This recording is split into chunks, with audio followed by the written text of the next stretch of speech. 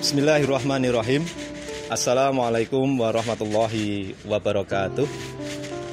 Bapak, Ibu, dimanapun berada, puji syukur kehadirat Allah Subhanahu wa Ta'ala yang telah memberikan segala nikmatnya kepada kita. Kemudian selawat serta salam tidak lupa kita haturkan kepada baginda Rasulullah Muhammad Sallallahu Alaihi Wasallam.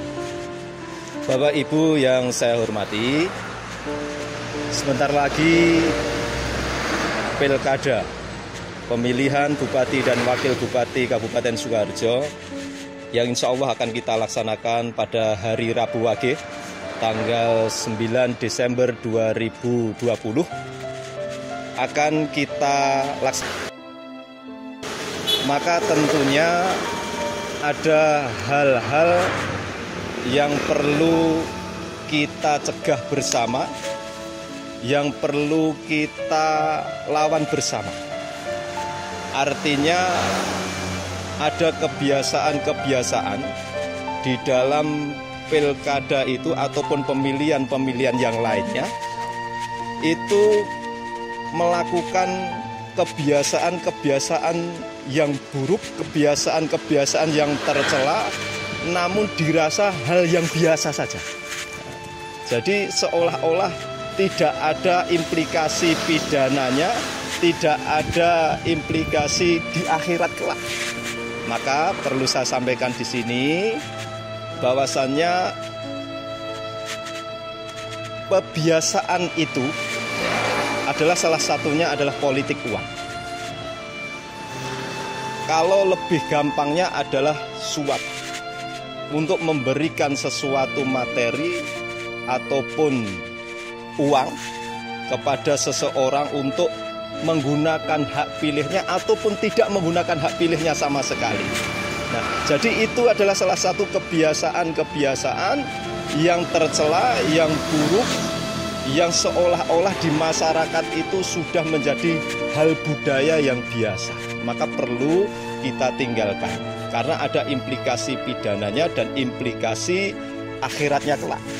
Salah satu contoh di dalam Undang-Undang Nomor 10 ya, tahun 2016 pasalnya 187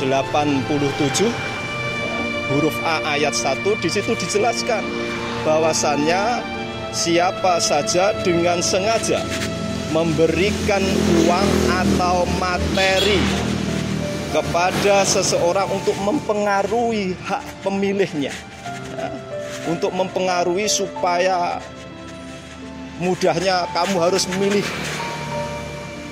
sana, milih itu, ya, maka implikasi pidananya adalah di penjara kurungan selama 36 bulan, itu paling singkat, dan yang paling lama itu 72 bulan. Selain itu juga ada denda ya, bagi pelaku penyuap, ya, pelaku money politik, baik itu pemberi dan penerimanya, itu didenda sama-sama yaitu 200 juta hingga 1 miliar rupiah. Itu berdasar Undang-Undang Nomor 10 tahun 2016 tentang pilkada. Untuk itu, marilah hal ini kita jaga supaya pesta demokrasi yang akan kita lakukan nanti betul-betul tidak dikotori dengan politik uang. Karena implikasi pidananya seperti itu yang saya sebutkan di atas tadi. Semuanya sudah diatur. Bahkan sebagai umat Islam yang taat, tentunya kita mengetahui perbuatan suap atau politik uang itu adalah hukumnya haram. Dilaknat oleh Allah dan dilaknat oleh Rasulullah Shallallahu Alaihi Wasallam. Bapak Ibu, nanti bisa dilihat Al-Qur'annya, surat Al-Baqarah ayat 188, yang intinya di situ dijelaskan bahwa kita dilarang mengambil harta dengan cara-cara batil seperti suap, riswah, ya, sogok menyogok, termasuk politik uang di dalamnya. Itu termasuk cara mengambil harta secara batil, yang harta itu bukan hak dari kita. Ada juga di dalam hadis riwayat Ahmad dan Abu Dawud, ya, di situ dijelaskan, ya, laknatullahi alar rosi wal murtasi. Artinya laknat Allah terhadap pemberi suap dan penerima suap.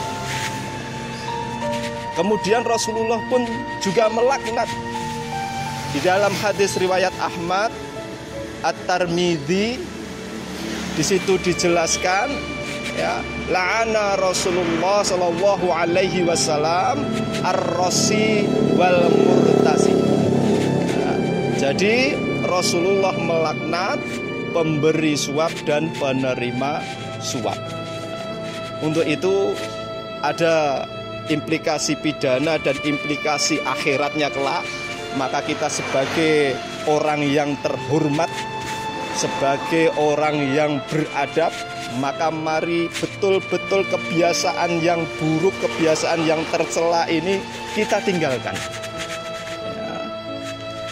Betul-betul kita tinggalkan dan bertobat, tidak mengulangi kembali lagi. Karena insya Allah dengan tobatan nasuha, ya, kita akan memperoleh kebaikan-kebaikan dari Allah, juga akan diampuni oleh Allah.